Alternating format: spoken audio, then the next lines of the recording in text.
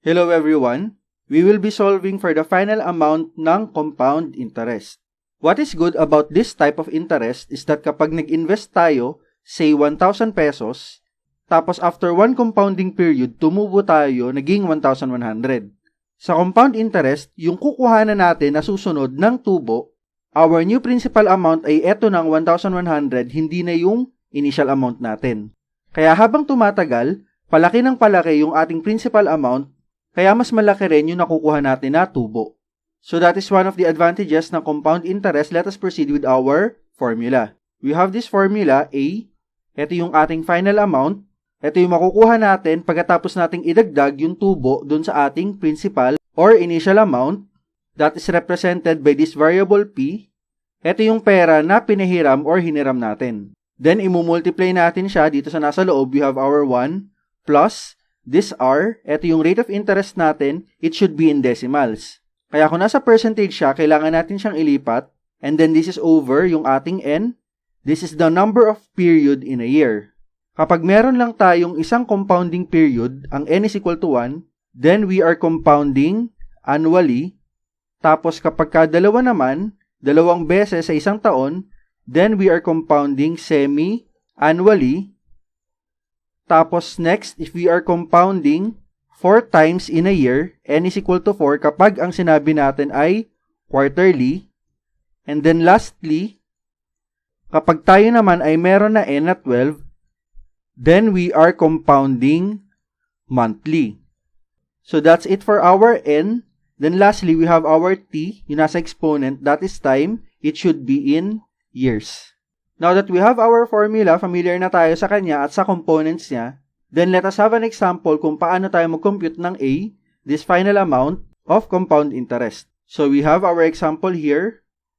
If 10,000 pesos is invested in account, paying 6%, compounded quarterly, at yung keywords natin, meron tayong 10,000 pesos na initial investment, 6% yung ating rate, tapos we are compounded quarterly.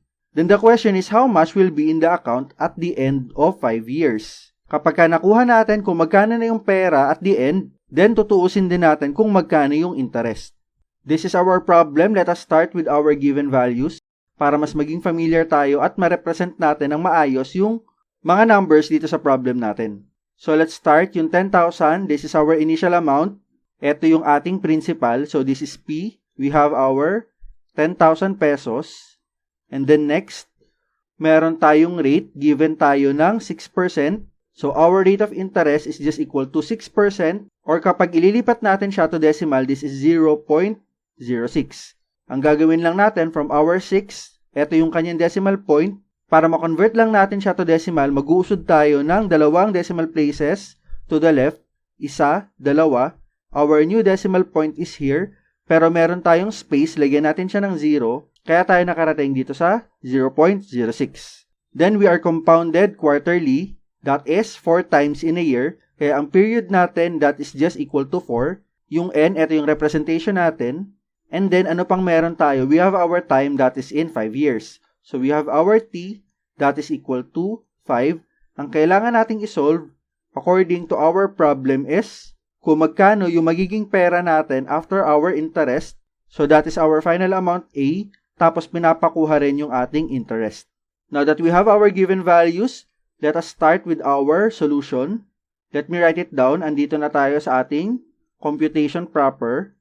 Kapag na-establish na naman natin ng maayos yung ating given values at alam natin kung ano yung hahanapin natin, ang susunod na proseso is just simple computation. Pwede naman tayong gumamit ng calculator. So our formula, final amount A, is just equal to the principal times 1 plus rate over N, number of period, raised to N times T, our time. Then we substitute our values given papunta dito sa ating formula. Our A will be equal to, yung ating principal, meron tayong 10,000. Tapos this is times 1 plus, yung rate natin is 0.06. Ang N natin, according to our given value, is 4. This is times. Exponent is raised to N times T. Ang N natin, this is still 4. Tapos ang time natin is in 5 years. You may solve it directly using your calculator. That is much better kasi makakaiwas tayo sa round of error. Pero let us try to solve this one step at a time. So this is equal to yung ating 10,000, nasa labas pa siya. Tapos yung nasa loob, we have our 1 plus yung ating 0.06 divided by 4, this is equal to 0.015 times, exponent natin is 4 times 5, that is 20. Then this is equal to 10,000 still, and then this is times. Kapag nag-add tayo ng 1, this is equal to 1.015 raised to 20. Dito sa part na to ng ating solution, I would suggest na idiretso na lang natin to sa pagko-compute. Kasi kapag ginawa natin to, pwede tayo magkaroon ng round of error. Pero kung i-perform to, I would suggest na mag-round off tayo to 4 decimal places. But still, kaya naman siya i-compute directly. Our final amount A, this is equal to 13,468.55 pesos. This is our final amount. Then lastly, pinapakompute din sa atin yung ating interest. Para makuha natin yung ating tubo, our I, ang gagawin lang natin is kukunin natin yung ating final amount na A, tapos ibabawas lang natin yung ating principal amount. So let us compute our final amount. Kaka-compute lang natin, that is equal to 13,468.55.